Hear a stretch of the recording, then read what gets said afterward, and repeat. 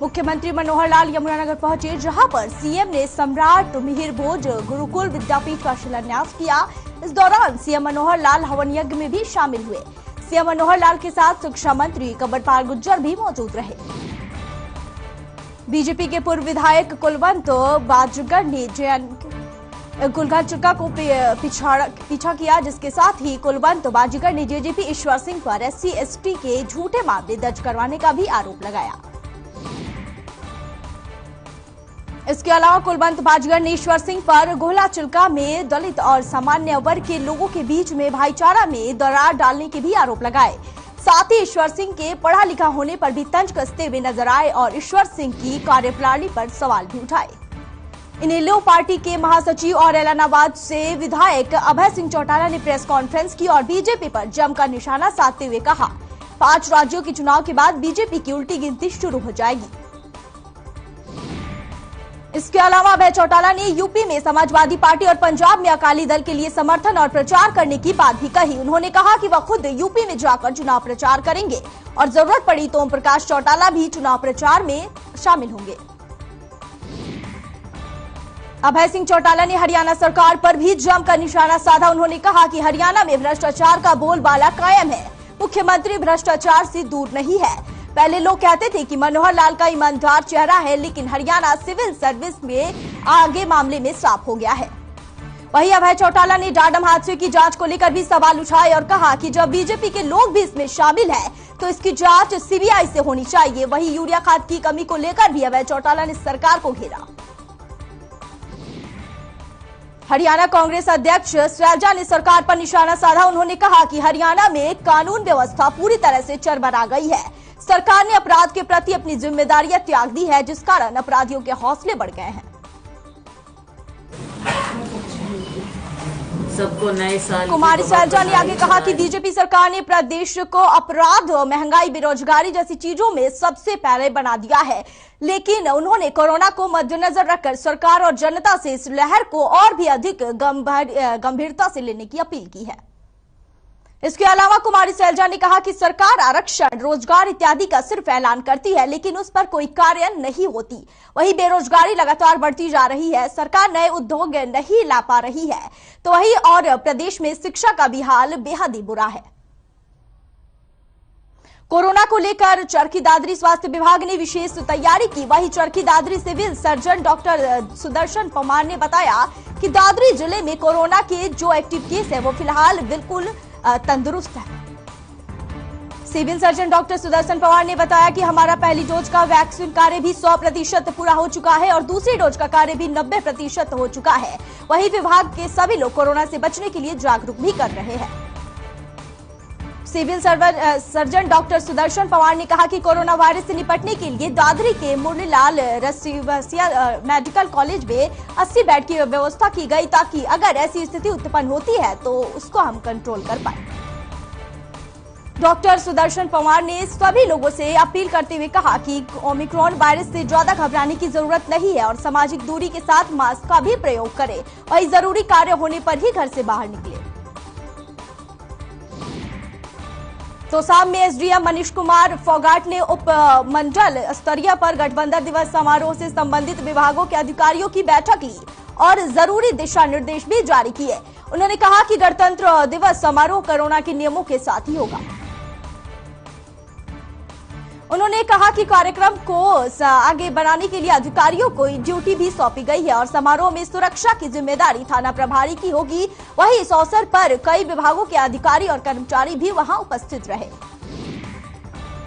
मकर संक्रांति के पावन दिवस पर यमुना रक्षक दल की ओर से आयोजित कार्यक्रम में पूर्व कैबिनेट मंत्री विपुल गोयल ने शिरकत की, जहां उन्होंने विधि पूर्वक यमुना की आरती की, साथ ही आरती के कैंडल अपने हाथों में बांटे।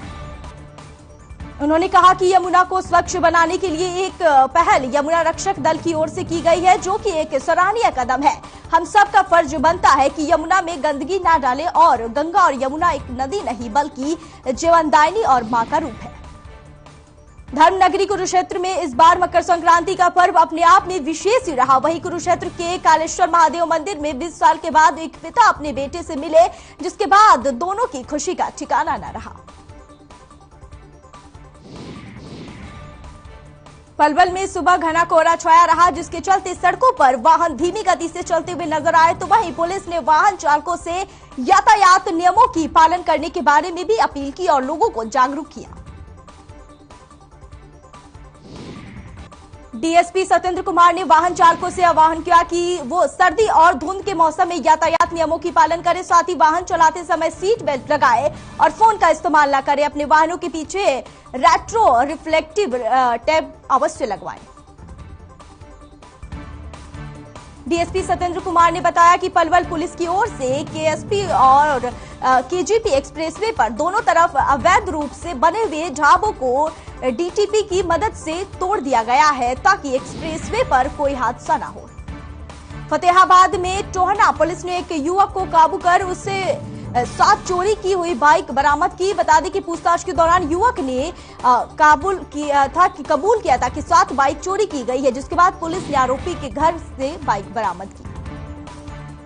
वहीं आपको बता दें, भारत विकास परिषद ने भी फरीदाबाद शहर में खिचड़ी बनाकर बांटी, जिससे पुण्य की प्राप्ति होगी। साथ ही भारत विकास परिषद के लोगों के अनुसार इस दिन उड़द की दाल की खिचड़ी खाने और शनिदेव की प्राप्ति होती है। वहीं फरीदाबाद में कोरोना की पाबंदियों से भी लोगों ने जल्द मुक्त होने की बात कही और मकर संक्रांति पर मनाया और साथ ही सुख शांति की कामना भी की।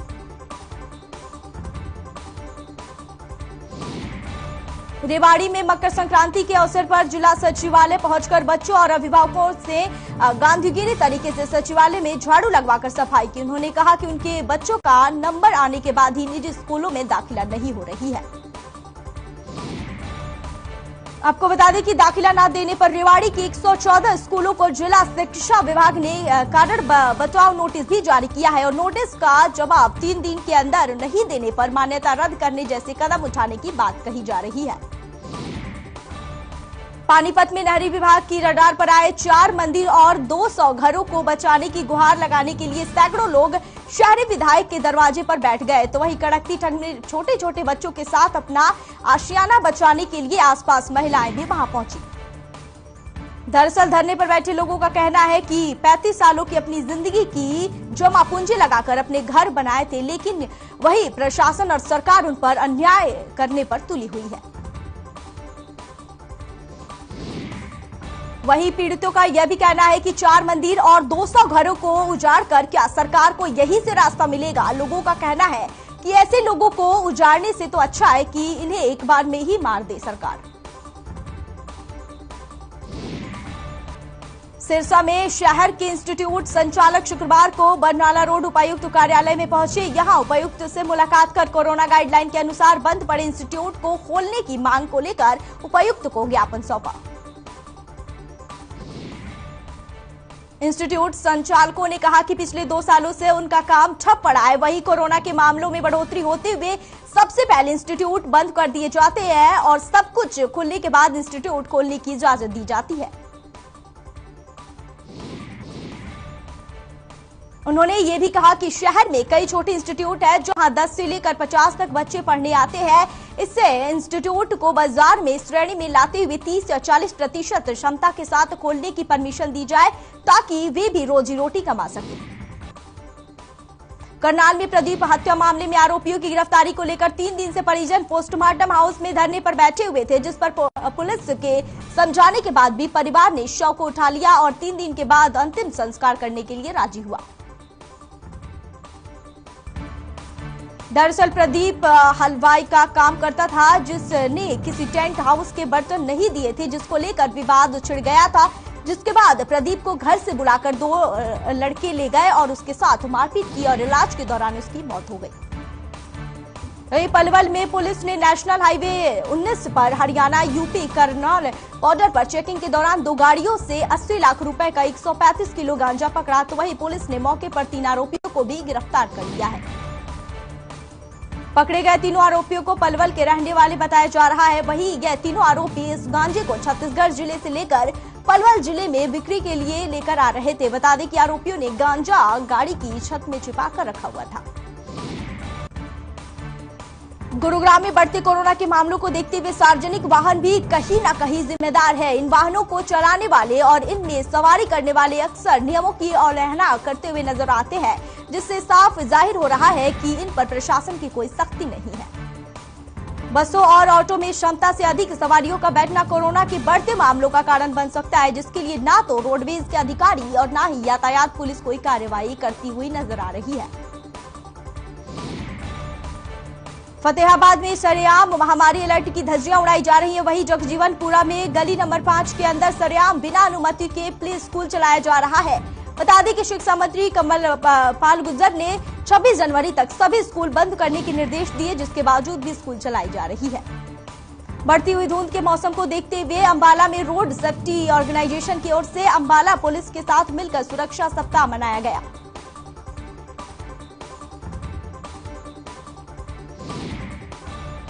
इस दौरान रोड सेफ्टी ऑर्गेनाइजेशन के कार्यकर्ताओं के साथ महेश्वर नगर थाना प्रभारी भी मौके पर मौजूद रहे।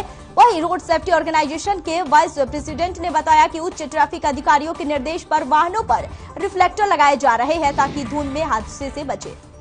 चरखी दादरी के गांव आदमपुर ढाढ़ी में पिछले काफी समय से सड़क टूटी हुई है, जिसको लेकर ग्रामीणों और दुकानदारों ने रोष व्यक्त किया है।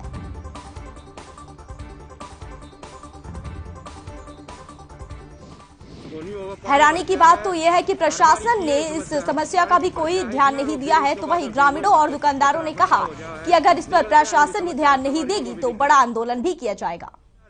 हम बीमारी हो जाएगी, आखिर में टिब्बी होगी तो पल्ला टूटेगा। कैथल में कृषि विभाग को शिकायत मिली थी कि खाद डीलर खाद के साथ दवाइयां मिला रहे हैं, जिस पर कृषि विभाग की टीम ने कार्रवाई करते हुए 5 डीलरों के लाइसेंस रद्द कर दिए और साथ ही एक डीलर के खिलाफ मुकदमा भी दर्ज कर दिया है। गुरुग्राम में कोहरे ने पूरे शहर को अपनी आगोश में ले लिया है। बता दें कि कोहरे की सफेद चादर पूरे शहर पर छा गई है। विजिबिलिटी काफी कम हो गई है, साथ ही जिसके चलते लोगों को परेशानियां भी हो रही है।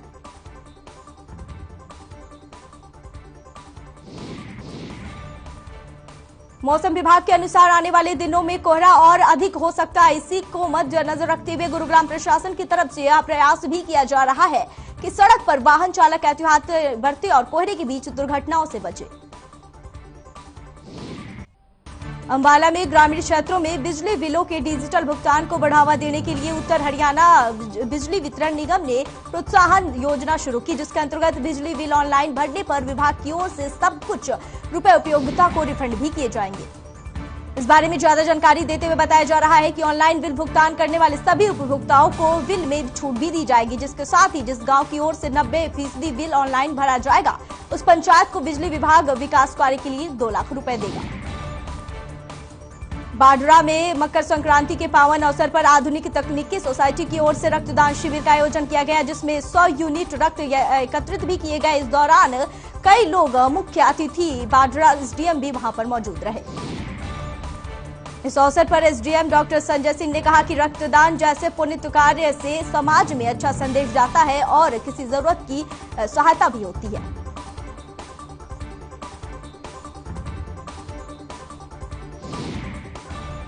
देश में मकर संक्रांति का त्यौहार बड़े ही धूमधाम से मनाया जा रहा है। पूरे देश में मकर संक्रांति की धूम है। नांगल चौधरी में भी बच्चे और बुजुर्ग आग जलाकर मकर संक्रांति मना रहे हैं और साथ ही गजक, रेवड़ी और मूंगफली खा रहे हैं। जयराम संस्थाओं के परमाध्यक्ष ब्रह्म स्वरूप ब्रह्मचारी की प्रेरणा से मध्य सरोवर के तट पर जयराम विद्यापीठ परिसर में मकर संक्रांति के अवसर पर पूजन, अनुष्ठान और भंडारे का आयोजन किया गया। ब्रह्मचारियों ने विविध मंत्रोच्चारण के साथ पूजन भी करवाया। विद्यापीठ के ब्रह्मचारियों ने सूर्य पूजन और पाठ किया। वही आचार्य लेखवार ने बताया कि सूर्य का मकर राशि में प्रवेश करना मकर संक्रांति कहलाता है। गुरुग्राम में मकर संक्रांति का त्यौहार धूमधाम से मनाया गया। इस मौके पर गुरुग्राम के बस स्टैंड रोड के पास मंदिर में बीजेपी नेता मुकेश पहलवान और ब्राह्मण एकता मंच की ओर से गरीबों को कंबल भी बांटे गए। वहीं बीजेपी नेता मुकेश शर्मा ने कहा कि मकर संक्रांति का त्यौहार हिंदू धर्म में बड़े उत्साह के साथ मनाया जाता है। इस दिन दान करने की हिंदू धर्म की मान्यता है। साथ ही उन्होंने कहा कि मकर संक्रांति के दिन भगवान सूर्य अपने पुत्र शनि की राशि में प्रवेश करते हैं। मकर संक्रांति के पवित्र अवसर पर कुरुक्षेत्र के पौराणिक ब्रह्म सरोवर पर कोरोना की छाया का असर भी दिखाई दिया। ना तो सूर्य देवता दिखे और ना ही श्रद्धालु। वही ब्रह्म सरोवर के तीर्थ पुरोहित ने बताया कि इस दिन विष्णु पितामह ने अपनी इच्छा से अपने प्राणों को त्याग किया था। मकर संक्रांति का दिन ऐतिहासिक पौराणिक रूप से काफी सौभाग्य सुख समृद्धि देने वाला है। इस दिन श्रद्धालु तीर्थ और बनारस में स्नान और पूजा अर्चना करते हैं।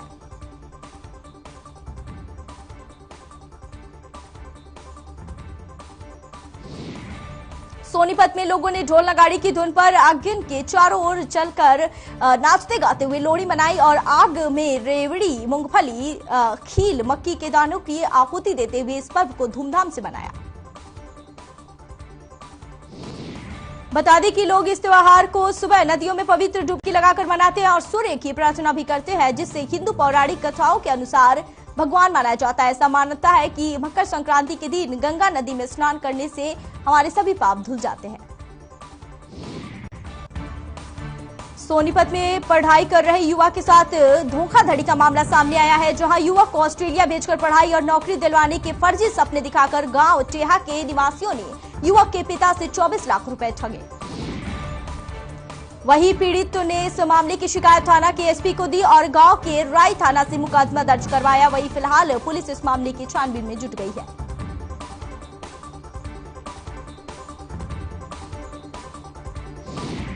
अंबाला में धोखाधड़ी के मामले लगातार बढ़ते ही जा रहे हैं, लेकिन इस पर किसी तरह की रोकी नहीं लगाई जा रही है। वहीं एक ऐसा भी मामला सामने आया है जिसमें एक कार एजेंसी ने ग्राहकों के साथ सरेआम धोखाधड़ी की है।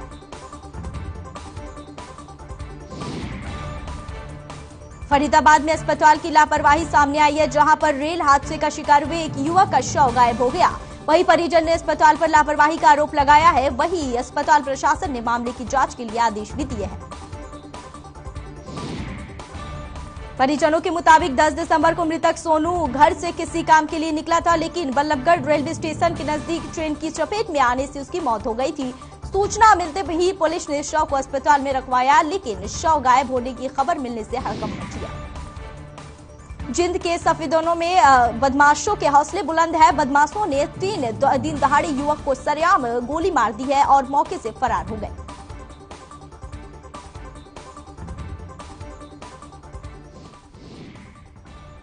पलवल में भारतीय स्टेट बैंक से रुपए निकालकर निकली महिला के थैले से 38,000 रुपए और कागजात चोरी हो गए। वही महिला का कहना है कि वह पासबुक की एंट्री करवाने के लिए लाइन में खड़ी थी, जिस दौरान उसकी रुपए निकाल लिए गए।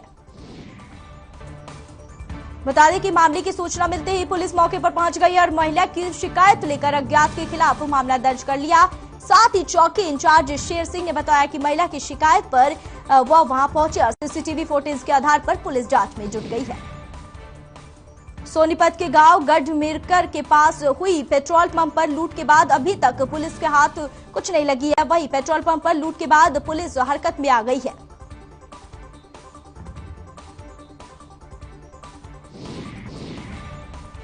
थाना प्रभारी ने बताया कि सर्दी के मौसम में पेट्रोल पंप की सुरक्षा में पुलिस हर घंटे दौरा करेगी। सभी पंप संचालकों को सीसीटीवी एक्टिव करने और उसकी डीवीडी सुरक्षित स्थान पर रखवाने के निर्देश भी दिए हैं।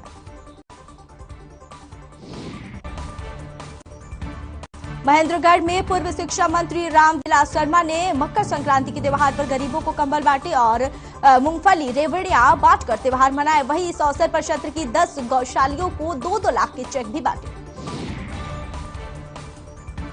रामविलास शर्मा ने बताया कि मकर संक्रांति के दिन सूर्य देवता मकर राशि में प्रवेश करते, इसीलिए इस पर्व को मकर संक्रांति के नाम से जाना जाता है। साथ ही कहा कि 5 राज्यों के चुनाव में आज के बाद भाजपा का सूर्य गति पड़ गया। सरकारी हॉस्पिटलों के डॉक्टरों ने अनिश्चितकाल हड़ताल को स्थगित कर दिया। सरकार से डॉक्टरों के एसोसिएशन की कुछ मांगों को लेकर सहमति बनाने के बाद ये फैसला लिया गया और चेतावनी भी दी गई है कि अगर सरकार ने डॉक्टरों की मांग नहीं मानी तो आंदोलन भी किया जाएगा।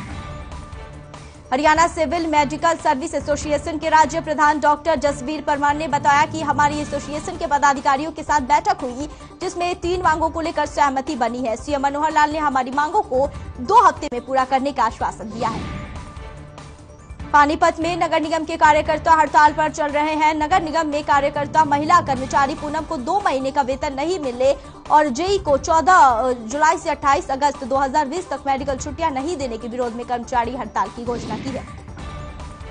इस दौरान हड़ताल करने वाले कर्मचारियों ने चेतावनी देते हुए कहा कि अगर जल्द ही समस्या का समाधान नहीं हुआ तो वो अनिश्चितकालीन हड़ताल करेंगे।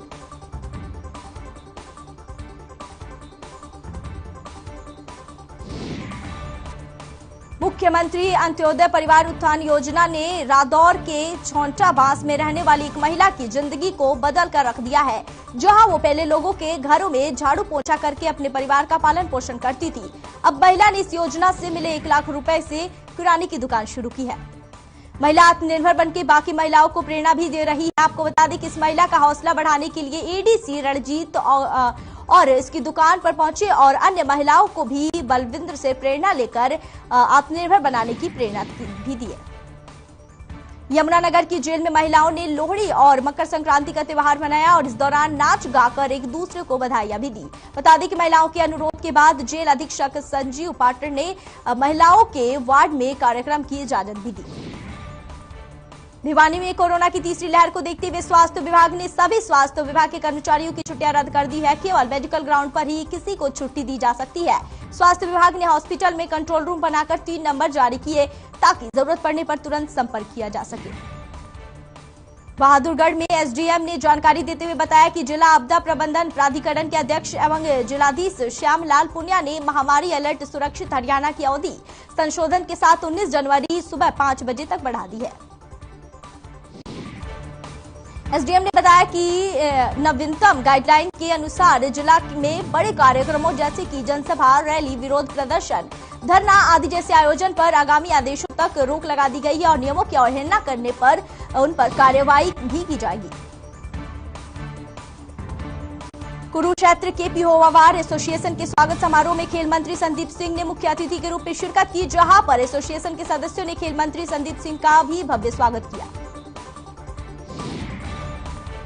खेल मंत्री सरदार संदीप सिंह ने कहा कि उनकी कुछ समस्याएं थी जिसका मौके पर ही समाधान कर दिया गया। उन्होंने कहा कि सभी हल्कावासियों से वादा किया है कि हफ्ते में 3 दिन उपमंडल पिहोवा में लोगों की समस्याओं का समाधान करने के लिए वो मौजूद रहेंगे।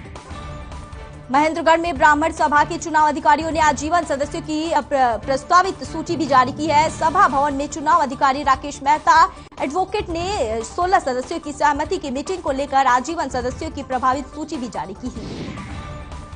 चुनाव अधिकारी राकेश मेहता ने बताया कि जैसा कि सभी को विदित है कि आगामी प्रधान के चुनाव के विषय को लेकर 23 जनवरी की आम सभा की बैठक होगी, जिसके लिए हमने आजीवन सदस्यों की एक प्रभावित सूची भी जारी की है।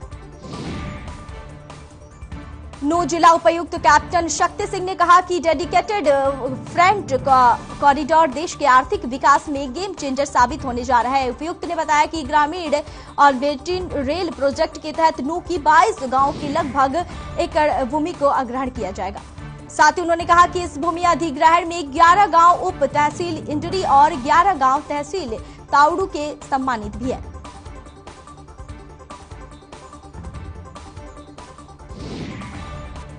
रेवाड़ी के किशनगढ़ बालाबास गांव में मेले के दौरान सैकड़ों की संख्या में लोग जुटे, जिनके मुंह पर ना तो मास्क दिखा और ना ही सामाजिक दूरी का पालन किया जा रहा है। वहीं इस मेले में तो प्रशासनिक अधिकारियां दिखे और ना ही पुलिस का कोई कर्मचारी भी दिखाई दिया। वहीं मेले के आयोजकों का कहना है कि कोरोना के खतरे के बीच जब चुनाव हो सकती है तो मेले का आयोजन क्यों नहीं हो सकती है? क्या नियम सिर्फ आम लोगों के लिए ही लागू है?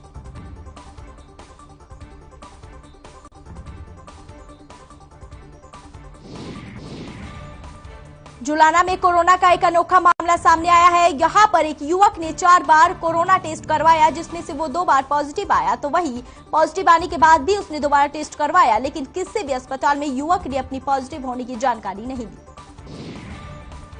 वही थाना प्रभारी समरजीत ने युवक के खिलाफ लापरवाही बरतने के चलते डिजास्टर मैनेजमेंट एक्ट और आईपीसी की धारा 128 के तहत मामला दर्ज की है। 90 हल्के 90 खबरों में बस इतना ही। देखते रहिए हर खबर।